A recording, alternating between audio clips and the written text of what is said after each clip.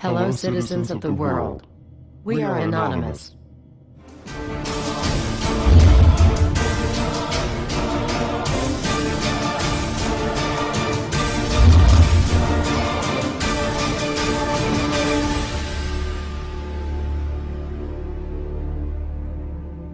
Dear brothers and sisters, now is the time to open your eyes. In a stunning move that has civil libertarians stuttering with disbelief, the U.S. Senate has just passed a bill that effectively ends the Bill of Rights in America. The National Defense Authorization Act is being called the most traitorous act ever witnessed in the Senate, and the language of the bill is cleverly designed to make you think it doesn't apply to Americans. But toward the end of the bill, it essentially says it can apply to Americans if we want it to.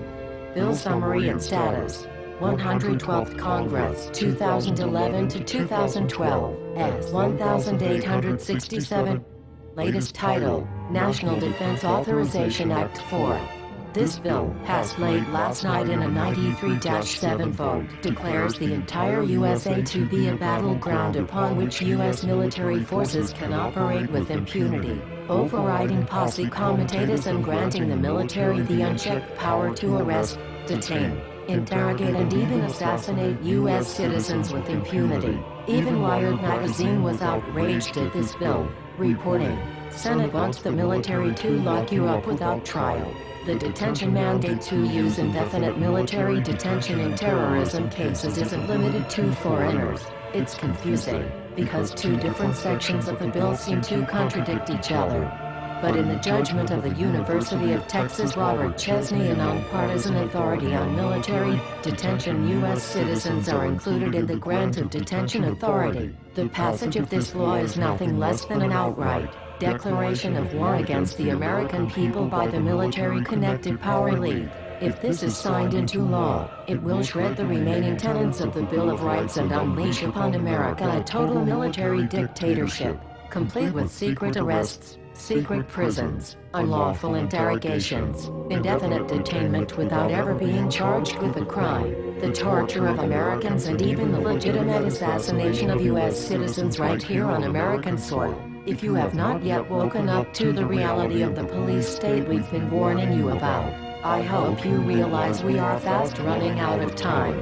Once this becomes law, you have no rights whatsoever in America, no due process, no First Amendment speech rights, no right to remain silent, nothing. The U.S. Senate does not want us to speak.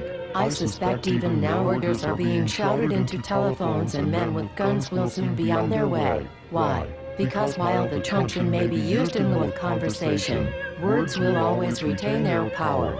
Words offer the means to meaning, and for those who will listen, the enunciation of truth. And the truth is, there is something terribly wrong with this country, isn't there? Cruelty and injustice, intolerance and oppression, and where once you had the freedom to object, to think and speak as you saw fit, you now have censors and systems of surveillance coercing your conformity and soliciting your submission. How did this happen? Who's to blame?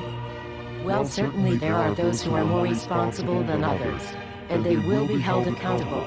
But again, truth be told, if you're looking for the guilty, you need only look into a mirror. I know why you did it. I know you were afraid. Who wouldn't be? War, terror, disease. There were a myriad of problems which conspired to corrupt your reason and rob you of your common sense. Fear got the best of you, and in your panic, you turned to the now president in command, Barack Obama. He promised you order. He promised you peace, and all he demanded in return was your silent, obedient consent. More than 400 years ago, a great citizen wished to embed the 5th of November forever in our memory. His hope was to remind the world that fairness, justice, and freedom are more than words, they are perspectives. So if you've seen nothing, if the crimes of this government remain unknown to you, then I would suggest that you allow the 5th of November to pass unmarked.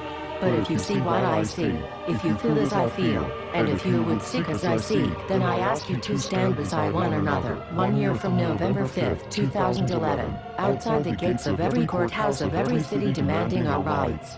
Together we stand against the injustice of our own government. We are anonymous. We are legion.